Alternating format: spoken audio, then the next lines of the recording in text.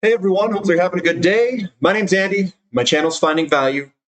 Today, we're going to be looking at a bunch of different ratios to see how they're moving against each other. Again, it's an asset versus an asset compared to time. What it will tell us is what is cheap and how these assets are moving against each other. It also tells us what market conditions we are under. Under an inflationary environment, you generally see platinum start to outperform gold because platinum is more inflation sensitive. You'll also see that with oil. And it doesn't mean that you'll have a movement that just starts from a very low level and goes straight to the upper level. Usually it cycles back and forth as it goes up, which makes investing a little bit more difficult for a lot of people because they'll see their account values go up, then they'll see them cycle back down, then they cycle back up, and they cycle back down on an uptrend fashion. So it's a little bit more difficult because people start to doubt the underlying trend when it cycles back down. And that's where I think a lot of people, especially on Twitter, they try to time the short term. And I just don't think it's very difficult to time the very short term. When you plot these things or when you graph these things on a long-term basis, you're charting the fundamentals, you're charting the supply deficit, you're charting the market conditions, you're charting all that stuff. On the very short term being less than a year or two, you're charting a bunch of stuff in the charts. It's all driven by emotions in the short term. From the day to day, week to week, month to month, news events can impact it. You can have recessions, and recessions are temporary. They don't actually impact the fundamentals for the most part. It depends what you're trying to chart out. If the recession is caused by the housing market and an oversupply in the housing market, well, then you're going into a different market condition. You're going into a low interest rate, low inflation period after that because the demographic or the demand has been basically filled and you've overbuilt. When the demand hasn't been filled, what you'll see is you'll see very low inventories. And that market condition will still exist even if you have a recession, much like the 2000 to 2001 timeframe. You can have a recession in a bigger outlook of a commodity boom, which generally happens under these inflationary environments. Interest rates move up, things need to get flushed out of the system due to the higher rates, but it doesn't mean that the underlying big secular trend is done.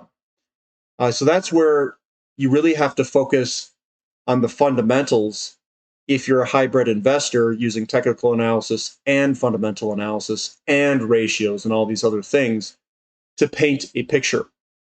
So I'm going to still paint a picture. I'll give you my financial opinions around a bunch of different ratios here. So let's dive in. Let's take a look. I've got platinum to gold. Platinum is a more inflationary sensitive metal than gold is. So what we'll see is when inflation kicks up, you'll start to see these things start to move up and remain elevated during a commodity boom. In 2008, you can see the rollover, the fear in the market. And when that fear grips the market, that's when gold starts to outperform. So we went from a very low ratio or a somewhat low ratio in 98, 99 and went to a very high ratio where platinum was priced richly against gold. The market condition changed in 2008 and we entered a long decline in a very low inflation, very low interest rate environment. And now we're down here in, I would consider to be an anomaly in history where the ratio was incredibly cheap, where platinum was incredibly cheap against gold. And it's starting to get the green army to come out. We did a retest, and now we're still trying to work our way higher. In that environment that we're going to see platinum outperform gold, it's probably going to be under an inflationary environment. And this here could be just the stimulus money kicking us out. And then we're waiting for the deficit to come either in platinum or money printing inflation, and the deficits from the interest rate payments and all of that stuff in the market, credit expansion. We still have the housing market kicking credit into the system. And when that kicks up, they're going to try to slow it down with higher interest rates and keep increasing it. But there's a shortage of homes in the system. So those homes, what's going to happen is if you have no existing inventory, you're going to have to build more new inventory. And that'll kick inflation up, kicking this ratio up, just like the 1970s, just like the mid 2000s.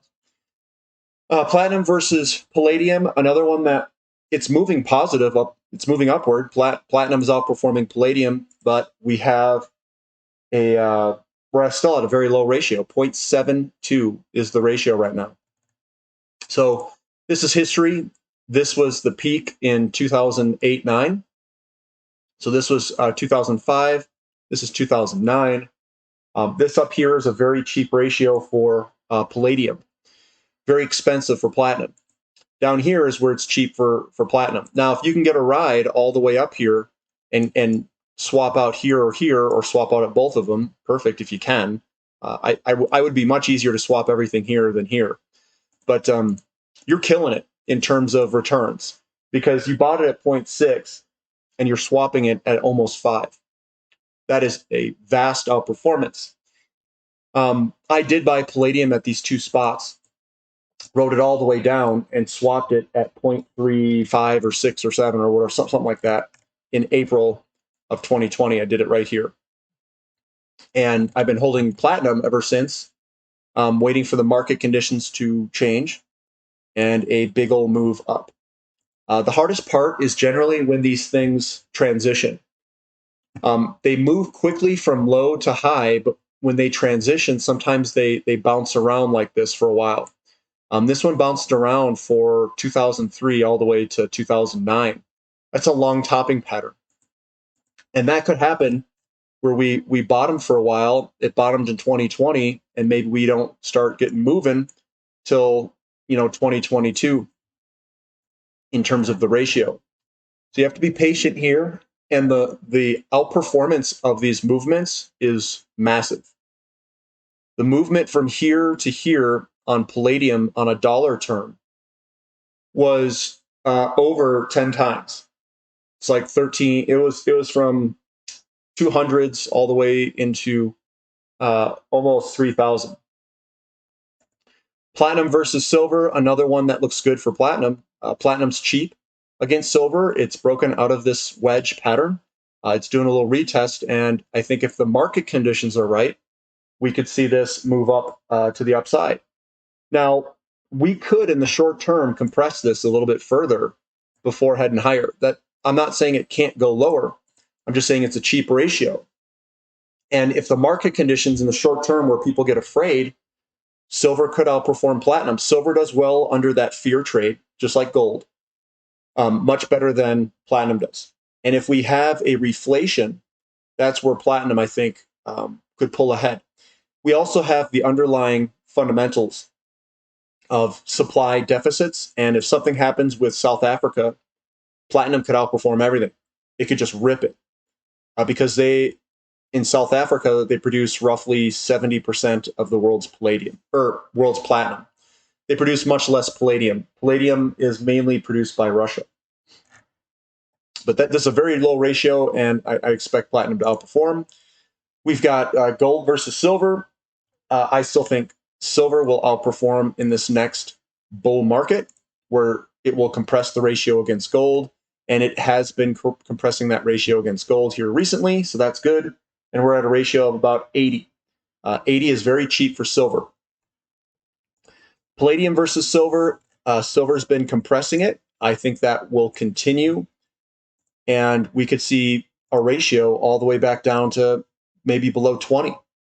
This was a long basing period here for silver. Very long period, 10 years before it moved back up. But we could see a compression all the way back down to below 20, which is favorable for silver.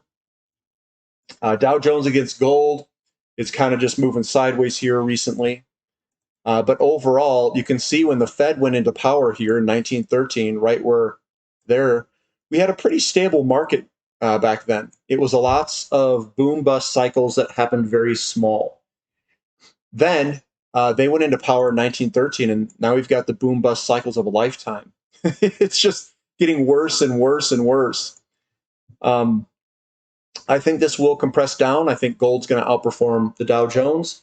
And I think, one thing you have to pay attention to is how is money going to flow? What are the market conditions in the future? That's what's going to determine asset prices, are the market conditions in the future. And if we continue to run massive deficits where the interest payments are going to force large deficits onto the government, I think they're just going to print the money, which is going to be inflationary.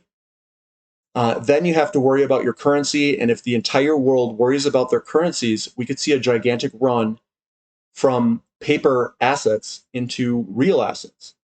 And that's going to impact this ratio quite dramatically. And we could see a big old move to the downside, compression, maybe even down to, 1 or 0.5. Now, I'm not projecting that, but I'm just saying if the market conditions turns into something like that, it could get that low. It's possible. Gold versus Dow Jones. So this is the ratio flipped. You can see I've just put a little trend line there. And we've broken that trend line to the upside. And I think this will accelerate at some point where gold will vastly outperform the Dow Jones. So think of it as gold going higher and Dow Jones going lower at the same time. Then we've got gold versus oil. That ratio is at 26. 26 is still a very cheap ratio for oil. Very cheap. Now, which direction is this going to go? If oil does have problems and the market stays together, I think it will compress lower, where oil will outperform gold. If we get the fear trade and a recession comes, I think this will continue to work its way higher slowly. So if we were to look at it from a short-term perspective, we're still bouncing back and forth on an uptrend fashion. We still have higher lows. We still have higher highs. I do expect this to ramp lower when inflation comes into the system, because oil is much more sensitive to inflation than gold is. Gold is a fear trade. Gold accounts for the money supply. But oil is the inflation trade. And gold and oil will go up together when we get a reflation or more money into the system. Right now, there's a lot of fear in the system. We can see that with this ratio going from a low level of a bottom about 15, which is that's like an average. 15 is about an average ratio, coming back up to 30 and 26 right now. So it's just about being patient and waiting for the deficits in oil to take a stranglehold on inventories. People will notice it, and they'll say, "Hey, these inventories they're not coming back. They continue to get worse," which means that obviously the demand is outstripping supply, and that's what is causing these ratio movements. It's demand supply driven. We have a glut in natural gas, and that beelined higher for the ratio of crude oil versus natural gas. We hit a peak of 40, and now it's starting to come on back, and we'll see if this comes back to a more normal ratio. But there it is in history. You can see that we were at very low ratios here for the 90s and 2000s. And ever since about 2000, we've been at high ratios. And when that market shifts, we could shift to a lower ratio down here for a while, which means natural gas will be repriced completely. And that could be impacted by the liquefied natural gas markets running at very high prices, because it's harder to replenish a inventory through liquefied natural gas than it is to replenish it through a pipeline. And right now, Europe is not getting replenished through pipelines from Russia. Crude oil versus gold. When you swap these ratios around, you can see that this was a crude oil outperformance regime. This is a crude oil underperformance. And the thing that I want you to take note is you put a little trend line on here. We've broken out We're doing a retest right now, and I think we could see an outperformance of crude oil versus gold in the next decade. This is capital cycles to some extent, or it is the capital cycles going on. This was from 1986 all the way to the peak of 2008. And then we bottomed in 2020 with that gigantic negative selling pressure in oil, or negative selling price in oil. And now we've broken up into what I consider to be a new regime. When we price it this way, it's easier to see. Crude oil versus the Dow Jones, incredibly cheap versus history here. This was the beginning of the last bull market, where crude oil in November, December 98 went all the way up and created what I consider to be a lead-in pattern, and this is a double bottom. We are at a very cheap ratio of crude oil or real things versus Dow Jones, because gold was also cheap against the Dow Jones, and I think this is going to go all the way back up, probably pause a little bit, and then work its way higher, and maybe even get back to here. If we get back to there, crude oil is going to be priced at probably a very high level, and Dow Jones will be priced at a very cheap level. So these will move in opposite directions. And remember, crude oil is a feedstock or an input for a lot of the Dow Jones Industrial Average companies. Dow Jones versus crude oil, just flip-flopping those around. You can see we had a very cheap ratio. It came down, came back up, and then compressed to a very low ratio. We're at a very cheap ratio. We came up, we came back up into this orange circle, and then I think we're going to compress and come down like that. I think those two cycles will be roughly the same, except this cycle is going to have a larger move because we went from a ratio that was very cheap to a ratio that will be very expensive. And that will be your purchasing power gains. Dow Jones versus natural gas. So stocks versus natural gas. We are at a very cheap level here, guys. Very, very cheap. For those that are very patient investors, natural gas looks really good. The only question is, how do you play natural gas? You can't really buy a physical natural gas as a commodity. You can play the equities, but the equities are priced a little bit more richly than they were in 2020 against natural gas. TLT versus gold. Gold continues to do well, and it continues to compress against bond market. I would be a holder of gold. Gold versus the TLT just flip-flopped around. It just continues to increase during these bull markets. And we're entering a bull market here, and that's why you see since 2015 that gold's outperformed bonds. Natural gas versus Dow Jones.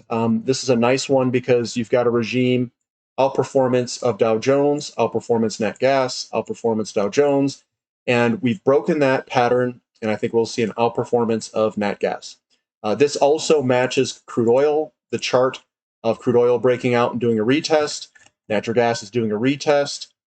Everything looks good for real assets to outperform financial assets. This is copper versus gold. We have popped out to the downside. When this is generally going down, what that generally indicates, is that interest rates fall, even though we're not seeing that. But we are seeing this fall, so interest rates could catch up to this. It also means that there's fear in the market, because when this goes lower, gold is outperforming copper. Copper is signaling the economy or reflecting the economy, and then gold's reflecting fear. So fear is outnumbering the economic, we'll say the economic outlook. And this heads lower, and it generally ties up with interest rates. And interest rates generally follows the copper to gold ratio. So when you get these big selling pressure blowout moves, that's a recession. And then the bottom of the recession is here in 09. Then we went to more normal levels. So right now, we're seeing that go down, which means that inflationary, or I should say the economy and the viewpoint around the economy is less so than the fear in the economy. And that's what we've got there. We got Baltic Dry Index versus gold. We're at a very low, very cheap level for Baltic Dry Index. Baltic Dry Index had a massive outperformance with shipping things around the world from 1980 all the way till the peak of 2007, 2008. And then that went into a biggest, baddest bear market down here where it's been incredibly cheap for Baltic Dry Index. If we want this world to ship more things around the world and create all these renewables and electric vehicles, I would assume that the Baltic Dry Index would go higher versus gold because you got to ship more things and more minerals around the world. Electric vehicles are 16 times more mineral intensive than its counterpart internal combustion engines. So that's what I've got, guys. It looks like to me that platinum is still cheap.